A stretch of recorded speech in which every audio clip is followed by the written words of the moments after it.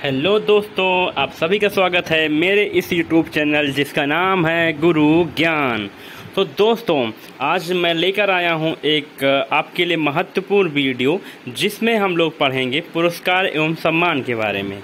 इसमें जो 2024 में जो आपको पिछले 6 महीने के बीच में पुरस्कार दिए गए हैं और सम्मान दिए गए हैं उनके बारे में हम लोग चर्चा करेंगे।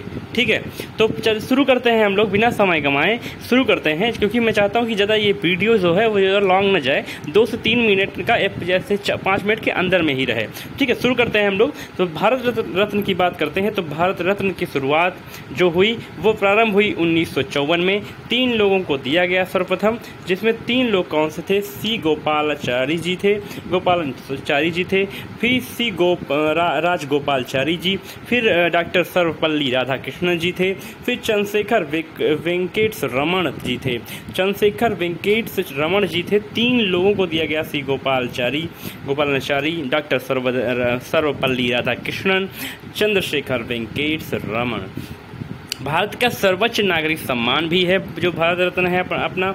ये भारत रत्न 2024 में किन लोगों को दिया गया है? तो ये दिया गया है भारत के 5 महत्वपूर्ण हस्तियों को 2024 में, जिसमें कर्पूरी ठाकुर, जिनका बिहार के ओबीसी फैक्टर के बहुत अच्छे नेता हैं, कर्पूरी ठाकुर जी को दिया गया। लाल कृष्ण आडवाणी जी को दिया गया। ये कर्पूरी ठाकुर जी का जो पुरस्कार है, राष्ट्रपति का पुरस्कार, जो भारत रत्न का पुरस्कार मिला है, ये बहुत इंपॉर्टेंट है, क्योंकि इसने इस बार भारत की राजनीति को बदल दिया। क्योंकि इस पुरस्कार ने नीतीश कुमार को कहीं न कहीं सोचने पर मजबूर कर दिया कि कहीं न कहीं बीजेपी ने अगर ये पुरस्कार दिया है तो हमारे बिहार में राजनीति जो है वो कहीं हमसे खिसक तो ना जाए। इसी के डर के नाते नीतीश कुमार जी ने बीजेपी के साथ में मिल गए और बीजेपी को फिर नीतीश कुमार की ज़रूरत पड़ी कब? जब लोकसभा के चुनाव हुए और पूर्ण बहुमत ना पाई बीजेपी, खुद अकेली पार्टी, तो सिंगल हैंडेड पार्टी जो बहुमत नहीं पा पाई और उसे समर्थन की ज़रूरत थी, तब नीतीश कुमार जी उनके साथ में खड़े हुए। तो कर्पूरी ठाकुर जी को जो पुरस्कार मिला वो मोस्ट इंपॉर्टेंट है, इसको स्टार लगा लीजिएगा। लाल कृष्ण आडवाणी जी हैं जो बीजेपी के पूर्व संयोजक रह चुके हैं, वो संस्थापक भी रहे हैं, बीजेपी के साथ संयोजक भी रहे हैं। MS स्वामीनाथन जी जो हमारे हरित क्रांति के जनक भी थे। PV नरसिम्हा राव जी हैं। PV नरसिम्हा राव के बारे में आप लोग बताएंगे ये कौन है, हम बता देते हैं, लेकिन PV नरसिम्हा राव के बारे में आप डिटेल में पढ़ लीजिएगा, क्योंकि ये मोस्ट इंपॉर्टेंट ये भी हैं। चौधरी चरण सिंह जी भी हैं। ये आपने किसान आंदोलन और किसान नेताओं के बारे में आपने सुना होगा। ये पूर्व मुख्यमंत्री भी, प्रधानमंत्री भी हमारे रहे हैं, और इन्हीं की वजह से डॉक्टर चौधरी चरण सिंह को एक और देख लीजिए, चौधरी चरण सिंह जी को जब भारत रत्न मिला तो उनके जो पार्टी के जो इसमें मुखिया हैं हमारे इसमें रादौल के, वो कौन हैं? जयंत जी हैं। और जयंत जी ने क्या किया कि जयंत जी ने तुरंत बीजेपी के साथ में हाथ मिलाया कि आपने पुरस्कार दिया है और आपको जो वोट शेयर मिलने वाला है फ़ायदा वो हम मिल कर लेंगे। ठीक है, तो इसमें 2 पुरस्कार ऐसे थे जो राजनीतिक स्तर से बहुत महत्वपूर्ण थे, चौधरी चरण सिंह जी और कर्पूरी ठाकुर जी। ठीक है, प्रदान किया गया, 5 लोगों को प्रदान किया गया। अब तक कुल 53 लोगों को ये पुरस्कार दिया जा चुका है। तो भारत रत्न के बारे में हम लोगों ने पढ़ लिया डिटेल में। अब पढ़ते हैं सरस्वती सम्मान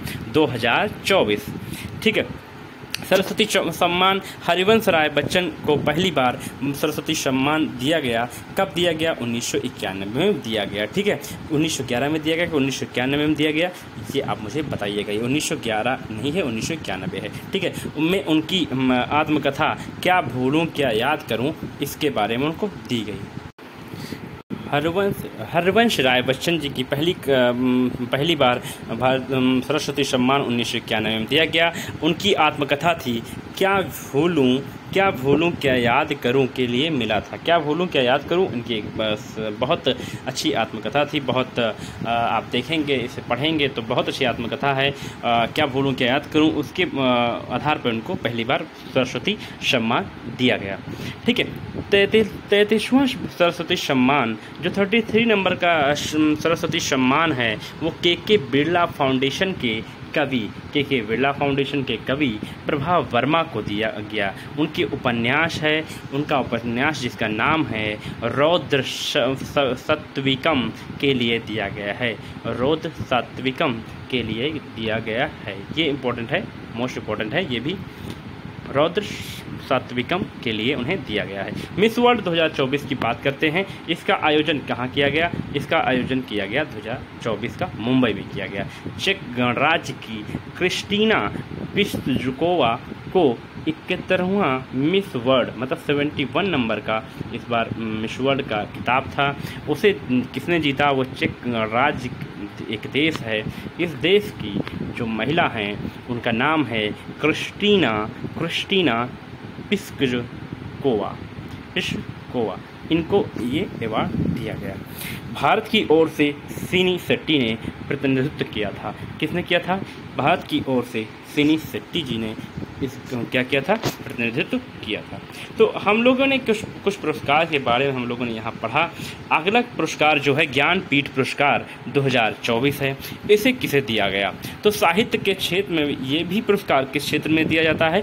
तो साहित्य के क्षेत्र में प्रदान किया जाता है कि 22 भाषाओं के अतिरिक्त अंग्रेजी में दिया जाता है। ये पुरस्कार जो 22 भाषाएं हैं हमारे यहाँ की, उनसे अतिरिक्त अंग्रेजी भाषा में ये पुरस्कार दिया जाता है। तो 58 नंबर का जो पुरस्कार ज्ञानपीठ पुरस्कार है, 58वां ज्ञानपीठ पुरस्कार जगत गुरु रामभद्राचार्य जी को उर्दू कवि गुलजार को 2023 के लिए प्रदान किया गया। किसको दिया गया है? जगत गुरु रामभद्राचार्य जी को उर्दू कवि गुलजार को 2023 के लिए प्रदान किया गया है। 2 लोगों को इसके लिए प्रदान किया गया है। ठीक है, तो दोस्तों हम लोगों ने यहाँ कुछ महत्वपूर्ण पुरस्कार थे, उनके बारे में हम लोगों ने पढ़ लिया है। ठीक है, कुछ पुरस्कार लेकर फिर आपके बीच में मैं तब तक आऊँगा।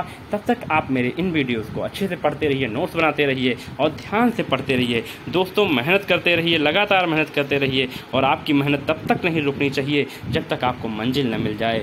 आप किसी भी पद पे, अगर आपकी मंजिल यहाँ पे है, ये आपकी मंजिल है, कोई भी मंजिल है, आपको IAS बनना है, IPS बनना है, SI बनना है, पुलिस बनना है, कुछ भी बनना है, इस मंजिल तक पहुंचने के लिए अनेकों रास्ते में हों, आपके अनेकों मुश्किल हों, आपके अलग अलग रास्तों से आपको जाना हो, जाइए लेकिन पहुंचिए किस पे? अपनी मंजिल पे ही पहुंचिए। ऐसा ना हो कि आप रास्तों में भटक के उलझ के रह जाएं और आप अपनी मंजिल तक ना पहुंच पाएं। तो ऐसा मत कीजिए। आप अपने रास्ते को चुनिए। आप एक सिंगल रास्ता चुनिए, एक पथीय रास्ता चुनिए या 2 पथीय चुनिए, कैसे भी जाइए। आप दोनों पैर आपके अलग अलग नावों पे रख के जाइए, लेकिन पहुंचिए अपने मंजिल पर। मंजिल पे पहुंचना इंपॉर्टेंट है, क्योंकि एक बेरोजगार व्यक्ति, एक बेरोजगार छात्र जब सफलता नहीं पाता है तो उससे दुखी इंसान इस दुनिया पे कोई नहीं होता है। क्योंकि आपको सफलता चाहिए। सफलता फिर कैसे मिले, ये कौन से आपको कैसे कैसे संघर्ष करना पड़े, 6 घंटे पढ़ना पड़े, 10 घंटे पढ़ना पड़े, 12 घंटे पढ़ना पड़े, 24 घंटों में से आपको 24 घंटे पढ़ना पड़े, 3 दिन, 4 दिन, 10 दिन, महीने भर, तो आप पढ़िए, लेकिन सफलता पाने की पूरी कोशिश करिए। क्योंकि सफलता जब आप पाते हैं तो आप अपने समाज के लिए, अपने घर के लिए, अपने परिवार के लिए, अपने देश के लिए, अपने ज़िले के लिए, इन सब के लिए एक प्रेरणा स्रोत बनते हैं। आपकी एक सफलता